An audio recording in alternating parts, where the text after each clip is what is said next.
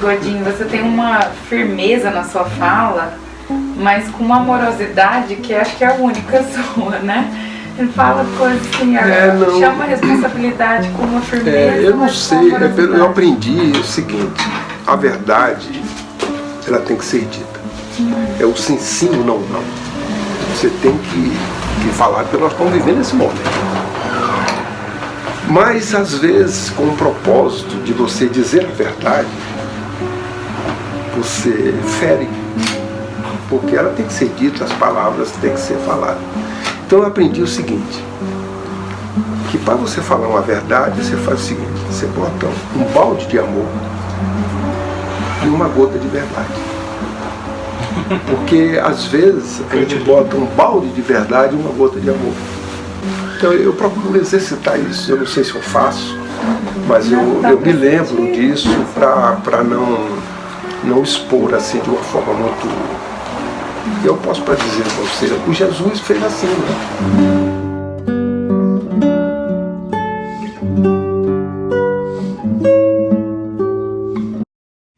Olá, amigos. É um enorme prazer para mim estar hoje aqui com duas pessoas muito especiais para o meu coração. Primeiro, mulheres, ladies first, na nossa querida Fernanda de Saskatoon. Também participante, dirigente do Conselho Espírita Canadense, e ao meu lado esquerdo o nosso querido amigo Jorge Godin, atual presidente da Federação Espírita Brasileira. Jorge, é um prazer enorme para mim poder estar aqui hoje no Canadá com você. Bem-vindo ao Canadá. Muito obrigado. Eu diria até para você que o prazer é duplo. Ter mão dupla, né? O nosso também de estar com vocês aqui, a oportunidade que vocês estão nos concedendo. Gratidão. A gente estava conversando um pouco antes de ligar a câmera sobre o Evangelho no Lar. Você poderia explicar para a gente um pouco mais a importância do Evangelho no Lar? Perfeitamente. Essa é uma pergunta muito interessante, própria, e que nós nem sempre temos o conhecimento ou a dimensão do Evangelho no Lar. Podemos conversar dizendo o seguinte: Jesus falou-nos que quando duas ou mais pessoas reunidas em seu nome, a sua presença se faria. Nós entendemos que não é a presença física direta do Cristo, apesar da ideia de ubiquidade ele já possuía, mas ele se utiliza dos instrumentos que trabalham com ele, que é a falange que trabalha com Cristo e que chega até aqueles mais próximos, são nossos familiares, os anjos guardiães, que estão zelando por nós individualmente ou coletivamente em família. Então, quando uma família ela se reúne com este propósito de estudar o Evangelho de Jesus, ela está evocando Jesus. Está trazendo Jesus para a sua casa, para partilhar com a sua família. O que? A sua boa nova, a boa notícia que ele trouxe, para nos ajudar a compreender melhor quem somos, o que estamos fazendo, para onde vamos, o propósito, a prática do bem, para que este mundo seja um mundo de paz, um mundo feliz. Então, no momento que nós fazemos isto, nós estamos realizando um trabalho que ele não se restringe a esta ideia, a esse desejo simplesmente de nós, que no lar desejamos estudar o Evangelho. A nossa visão ela tem que ser mais ampla. Nós estamos evocando Jesus e, naturalmente, nós estamos trazendo para o nosso lar esses espíritos que se afinizam com este propósito.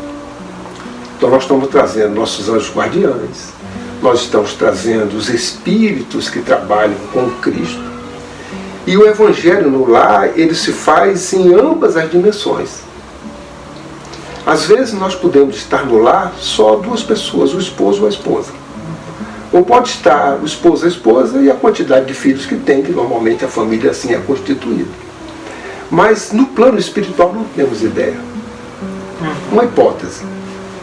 O esposo e a esposa se reúnem frequentemente num dia que escolheram no horário. Por que dia e horário? É porque nós sabemos que os compromissos todos nós temos. E os espíritos sérios, eles têm compromisso, eles têm responsabilidade, têm agenda. Eles não ficam fazendo as coisas aleatoriamente ou perambulando, aguardando alguma coisa. São espíritos compromissados com o trabalho, com atividades úteis. E quando uma família se propõe a evocar Jesus naquele dia, naquele horário, eles observam a seriedade da família, o propósito. Eles observam a seriedade na regularidade. Na regularidade e na intensidade do trabalho. O que é? Olha, eles têm um propósito de estudar o Evangelho, de trazer Jesus para a casa dele, e escolheram quarta-feira, 7 horas da manhã, ou 7 horas da noite, independente do horário que se escolha. Naturalmente, eles não vão fazer um investimento só com a intenção, porque vontade, ela é intenção mais ação.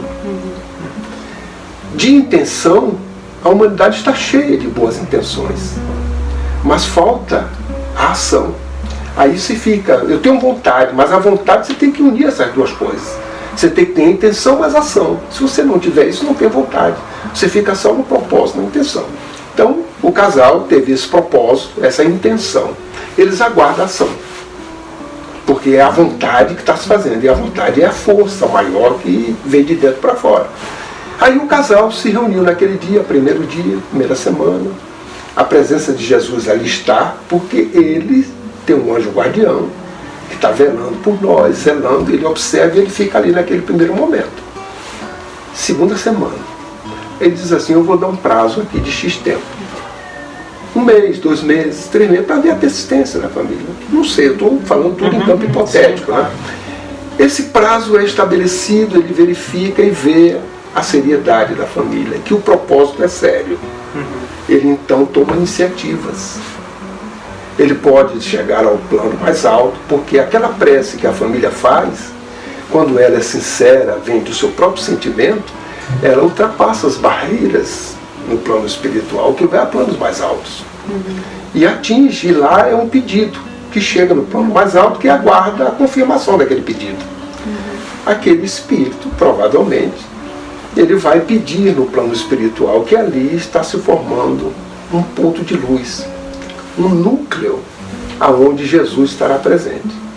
E naturalmente o plano espiritual vai evidenciar esforços para que aquele momento se transforme num encontro, um ponto de encontro, até, eu dizer, uma dimensão muito maior do que aquele próprio lar no plano espiritual, dependendo da frequência, da constância, da disciplina daquela família. Então, as coisas iniciam-se assim no plano espiritual. No plano material, nós começamos então a realizar as coisas. O que é que os Espíritos dizem? Quando se faz o Evangelho no lar, beneficia-se o seu próprio lar, criando um guarda-chuva de proteção.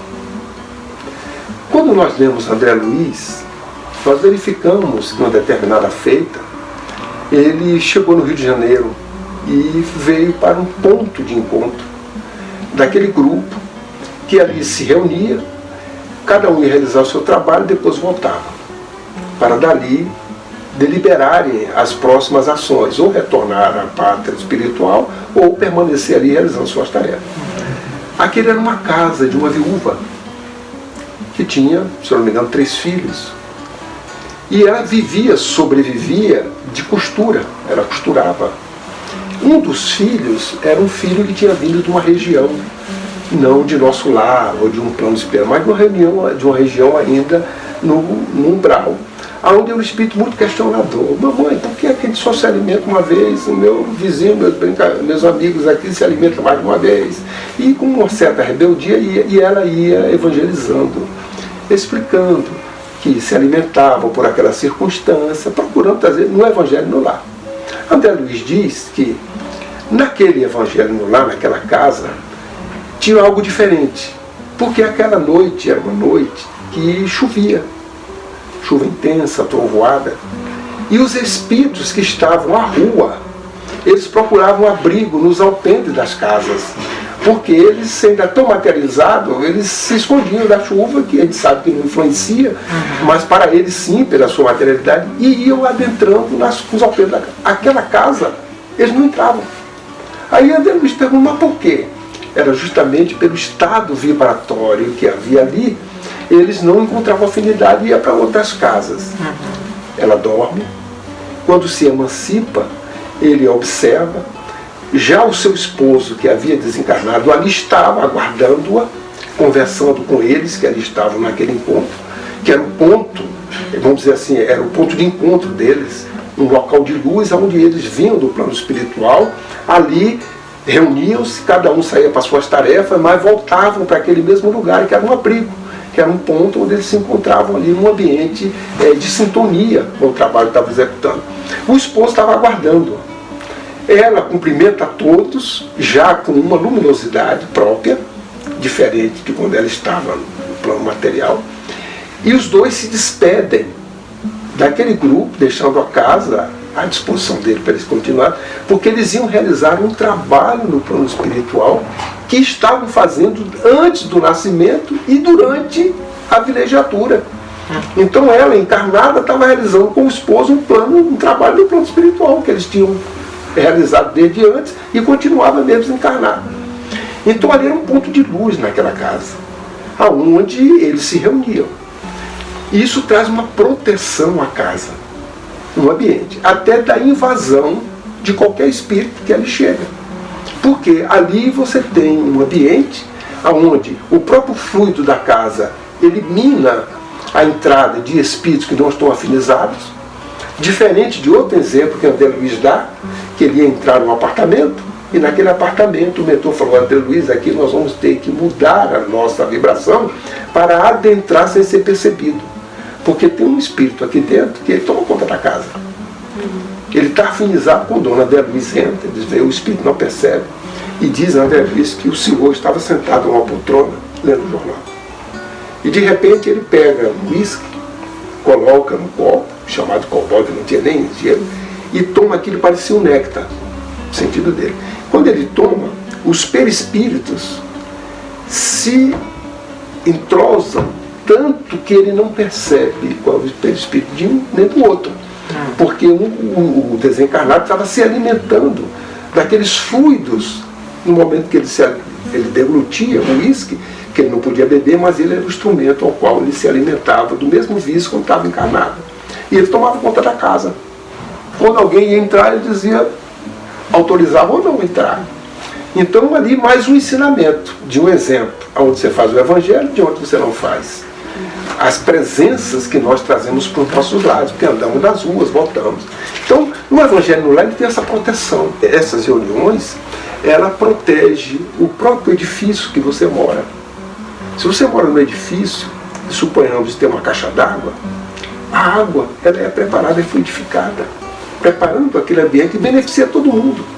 Se só tem você naquele bairro, o seu Evangelho pode beneficiar o bairro. Se só tem você numa cidade, pode beneficiar a cidade. Mas por quê? Porque como pode ser isso? Não esqueça de que Jesus transformou migalhas em muitas coisas. Que tens? Ah, mestre, um pouquinho de pão, um pouquinho de peixe. Ficou tranquilo. E terminou.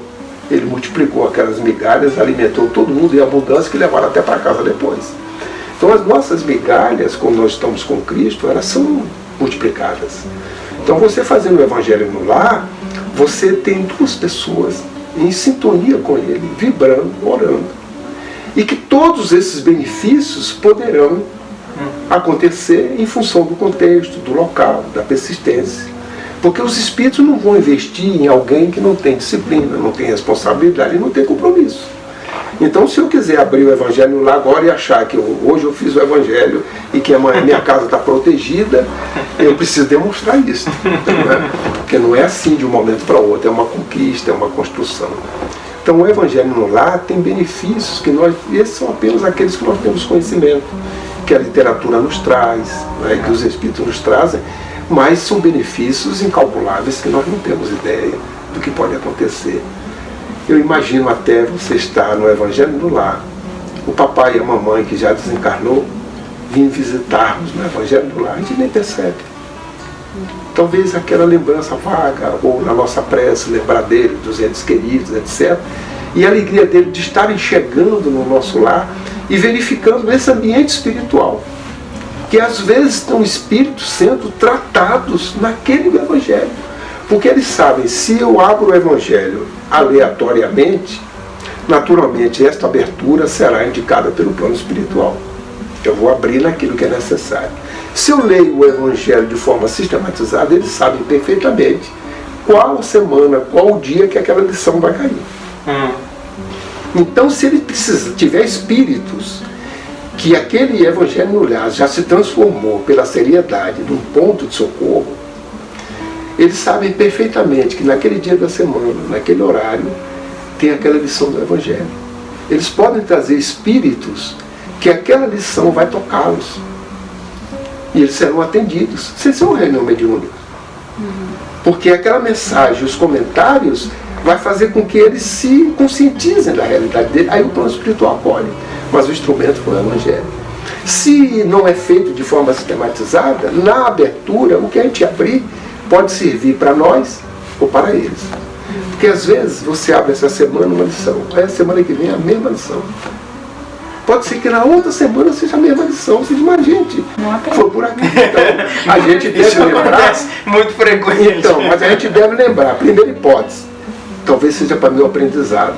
Eu ouvi, mas não registrei. Eu preciso ouvir mais vezes. Mas também pode ser que aquela lição sendo repetida está atendendo a nós e ao plano espiritual.